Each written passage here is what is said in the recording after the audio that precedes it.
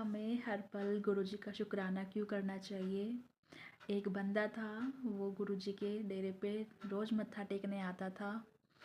वो अपने पारिवारिक समस्या, पैसों की तंगी और नौकरी के कारण बहुत दुखी रहता था।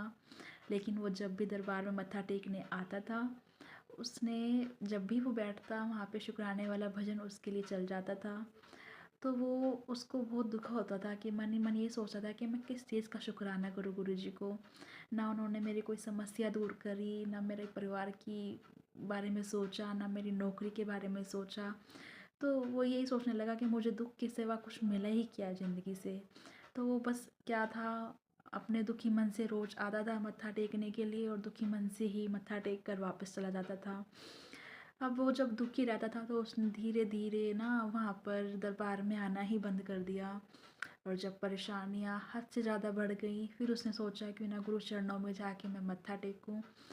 फिर वो आया, तब भी वही शुक्राने वाला भजन उसको सुनने को मिला है।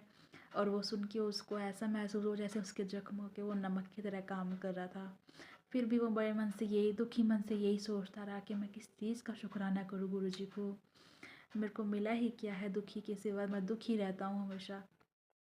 गुरुजी मंद मंद मुस्कुरा रहे थे क्योंकि वो तो सब जानते थे। उन्होंने फिर उसको अपने पास बुलाया। वो यही चाहता था कि गुरुजी मुझे अपने पास बुलाएं, मेरा कल्याण करें। गुरुजी ने उन्हें अपने पास बुलाया और कहा कि आ जाओ, बैठ मेरे पास। फिर गुरुजी ने कहा, ये जो 3 बंदे तेरे को दरबार में बैठे हुए दिख रहे हैं, तुझे पता है ये कौन है? उसने कहा, नहीं गुरुजी, मैं नहीं जानता ये कौन है। उसने कहा, ये पहली दीवार के साथ जो टो लगा के बैठा हुआ है, ये अंधा है, ये देख नहीं पाता, तब भी ये शुक्राना कर रहा है कि क्या हो गया, मैं देख नहीं पा रहा। अपने कानों से आपकी अच्छी गुरु पर क्या हुआ, मैं आपकी सच्ची वाणी तो सुन पा रहा हूँ ना। और ये जो दूसरा बैठा है, ये ना कानों से सुन सकता है, पर ये भी शुक्राना कर रहा है कि क्या हुआ, मैं कानों से नहीं सुन पा रहा हूँ, लेकिन मैं आपके नूरानी दर्शन तो कर पा रहा हूँ ना।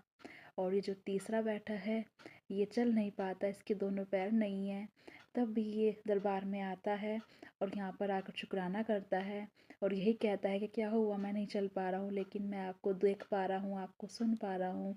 और वो ज़रूर शुक्राना करता है इस बात का।